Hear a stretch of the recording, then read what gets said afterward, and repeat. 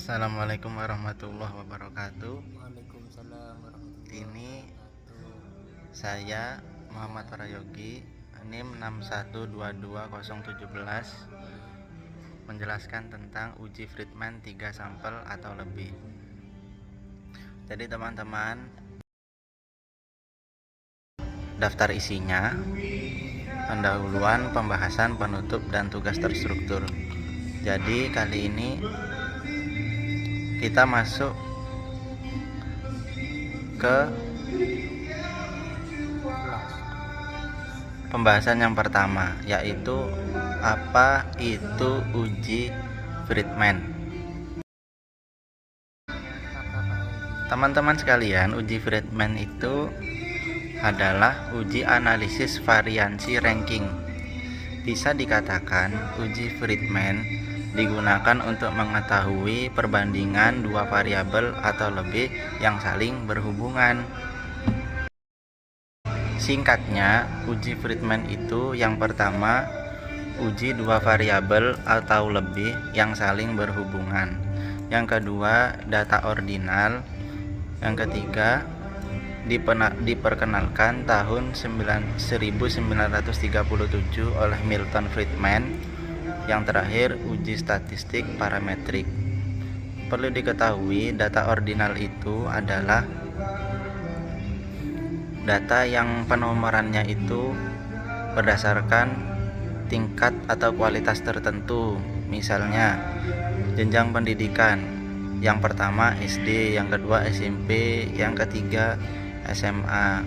Jadi tingkat 1 SD dan 2 SMP dan 3 SMA ini memiliki kualitas yang berbeda. Itu disebut data ordinal. Contoh kasus uji Friedman. Contoh kasus, seorang peneliti ingin mengetahui pengaruh 3 pola kepemimpinan terhadap perilaku pada karyawan di sebuah instansi BUMN. Ketiga pola kepemimpinan itu adalah pola kepemimpinan direktif, pola kepemimpinan suportif, dan pola kepemimpinan partisipatif.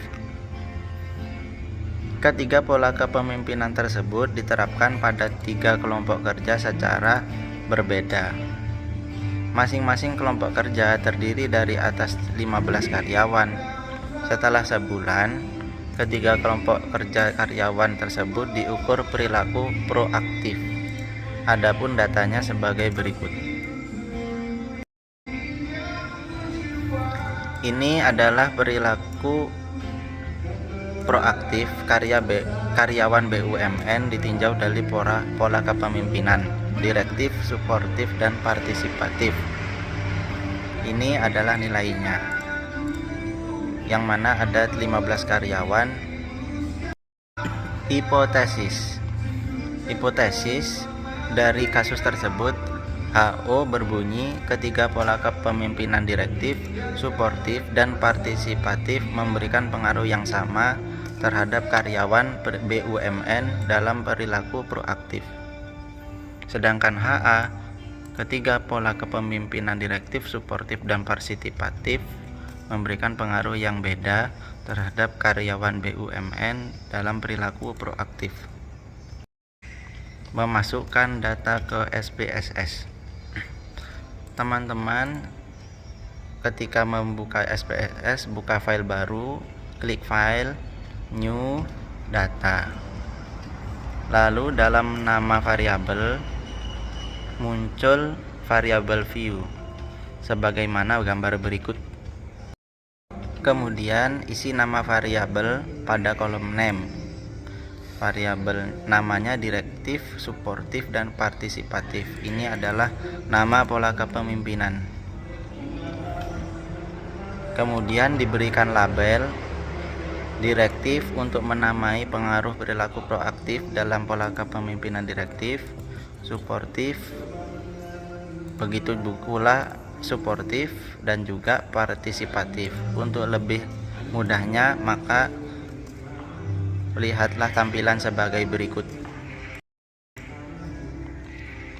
Nah, Dalam tampilan ini kita bisa melihat dalam kolom name ada direktif, suportif, dan partisipatif. Langkah selanjutnya mengisikan data yang telah tersedia. Data yang telah tersedia di atas kita masukkan.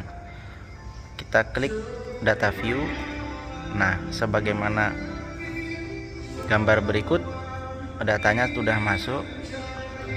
Data di antara 3 pola kepemimpinan. Menyimpan data. Menyimpan data, kita klik file, save, kemudian beri nama data uji Friedman 2. Kemudian pengolahan data, klik analyze, non-parametric test, lalu related samples sebagaimana gambar sebagai berikut. Selanjutnya, klik variabel direktif, suportif, dan partisipatif pada kotak tes variabel. Kita bisa melihat di sini pada kotak test type, maka semuanya itu dipindah ke tes variabel. Lalu kemudian kita pilih uji Friedman. Selanjutnya, klik statistik dan pilih deskriptif sebagaimana gambar berikut, lalu continue. Output SPSS. Di sini terdapat 3 output: deskriptif, statistik, rank, dan tes statistik. Interpretasi output SPSS. Dalam hasil pada tabel deskriptif statistik terdapat masing-masing 15 data, nilai min, standar deviasi, nilai minimum, dan nilai maksimum. Kemudian dalam tabel rank kita dapat melihat untuk pola kepemimpinan direktif nilainya 71,6, lalu pola kepemimpinan suportif nilainya 72,0,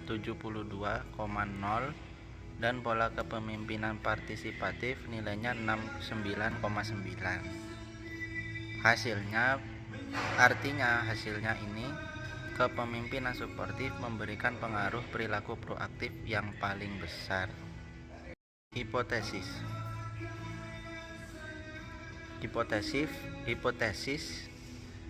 HO mengatakan 3 pola kepemimpinan direktif, suportif, dan partisipatif memberikan pengaruh yang sama pada karyawan BUMN dalam perilaku proaktif, sedangkan HA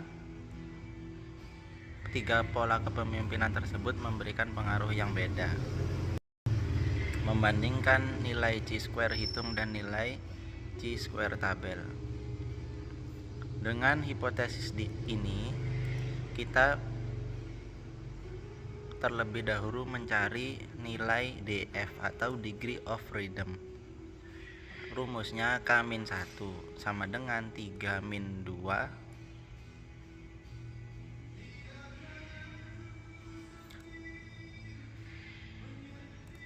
maka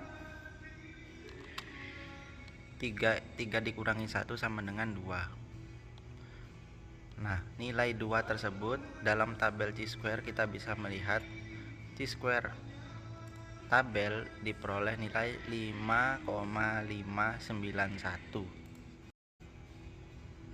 Melihat nilai chi-square hitung yakni 1,298, maka 1,298 ini kurang dari 5,591.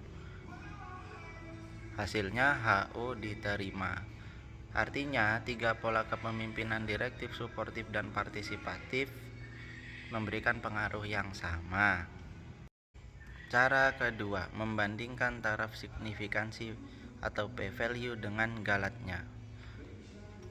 Dengan hipotesis yang ini, yaitu membandingkan signifikansi dengan galatnya, kita bisa melihat hasil dari kolom asim signifikansi adalah 0,523. 0,523 lebih besar daripada 0,05, maka HU diterima.